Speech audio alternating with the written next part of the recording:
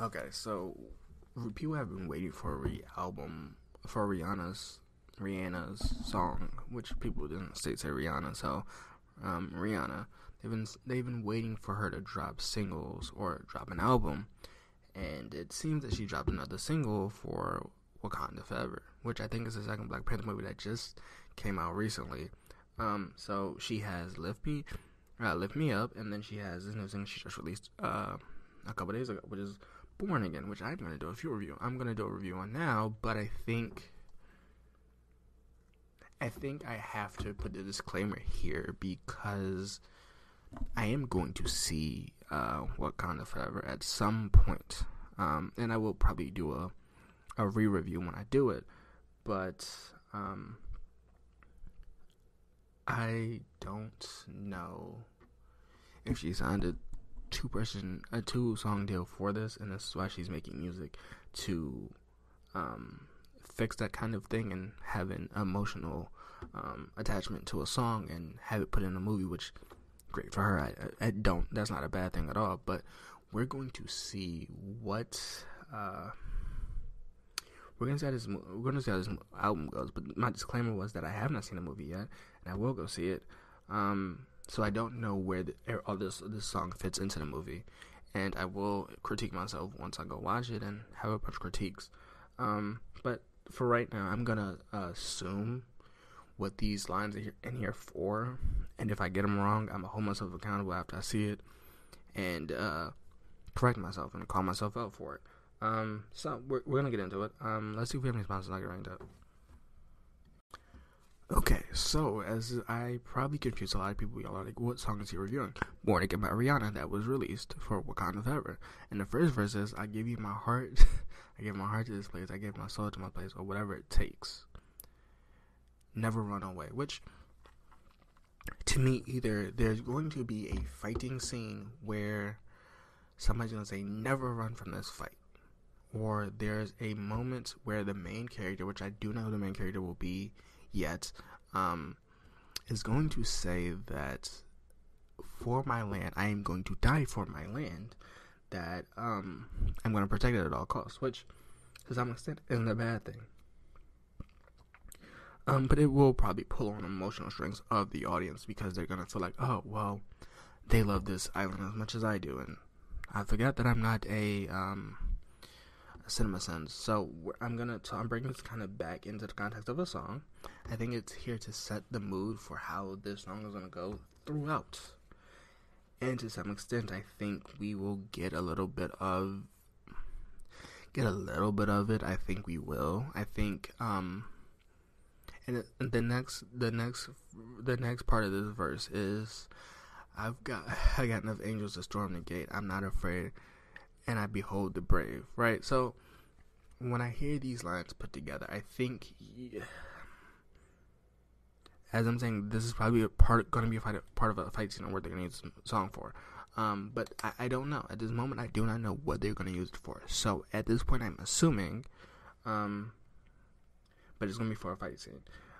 But however, if we refer this to the context of like a song, right, this makes you think of the battles people go through in their lives, right? Like people always say that, you'll go through ups and downs, but it's how and who you go through them with that will help you find a way out, which to some extent I think those people that will help you out are going to be your quote-unquote angels, and the gate will be either winning or losing the battle with the people that are around you, or losing by yourself. I think overall, I only keep the brave around. I only behold the brave, which is kind of wait for the brave. But I think overall, I'm saying I have a lot of brave people around me, so I have enough people that I can trust in to help me break this gate or fix this problem or find a solution to situation, right? Like, I think that is what the context of this song is gonna be. Well, I think it'll be a fight scene in the movie, but overall, I think this makes you think a little bit,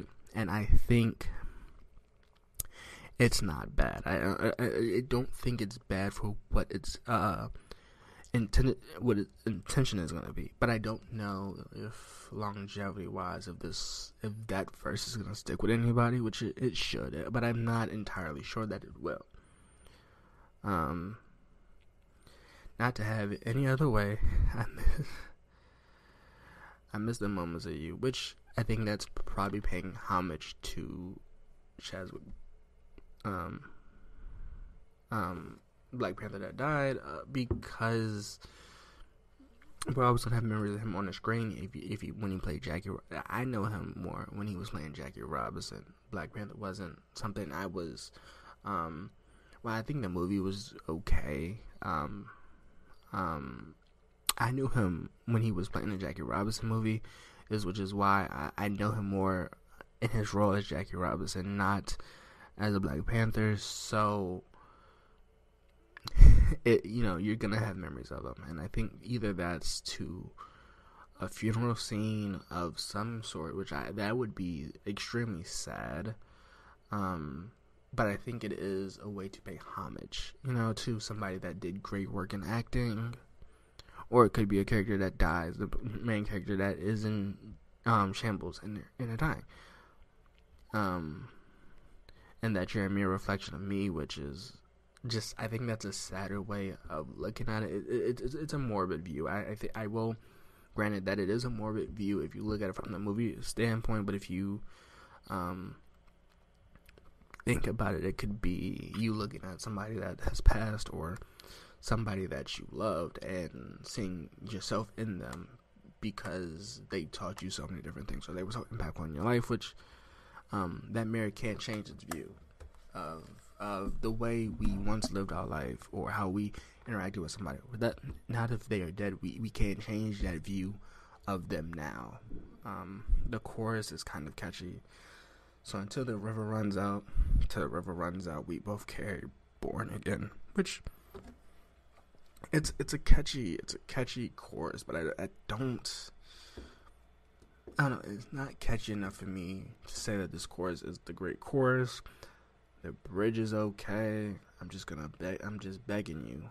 Which to some extent, the second verse is just the first verse over with a pre-chorus, which to some extent I like that, but I think the verse should have been different. But I am aware that it's a singer and most verses do not change, which I think that's why I'm getting a little bit of leeway. And then at the 3-minute mark, I'm not sure if I'm the only person that caught this, but at the 3-minute mark, it's just the beat itself simmering for like 34 or 35 seconds, might be 40 seconds, where you just hear like the beat leading out and the song ends, which to some extent I think it does give the song relativity or a better stance with me, maybe, because I do like the way that this beat is made. So to some extent I get why they did it, but I don't know if that was the right call at the time. But overall, I think it's an okay song. I think this is more important if you watch the movie. I think the song is definitely more important if you get a chance to watch the movie. It's probably severely important. But as it stands, I think it's a 5 out of 10. I think it's just because I don't have anything to relate it to, but I don't think overall this song will stand by itself without a visual effect or a visual thing to it, because it's not very deep. The chorus I think could be a lot better, and I don't mean that in a negative way. I just think there are songs that people make specifically for Black Panther's movies, right? And I don't know, because they're saying T Dream wrote this, and to some extent T Dream is an amazing songwriter, but I don't know if him co-writing this was the best, because I do think, if you ask me personally, his writing of Umbrella was better for Rihanna. This seems more like, hey, we made this specifically for the movie, not a song that people will listen to without a visual item, which that does play a role in some of the music, but it will probably get shuffled more because people will remember it because it was more memorable from the movie. Marketing wise, I get why they did it. I just cannot connect with it without looking at the movie, and I don't know, but I am gonna see that movie and then I'll make critiques about this episode. So I'm gonna let you know. I'm gonna let you know. But right now, it's a 5 out of 10 for me. So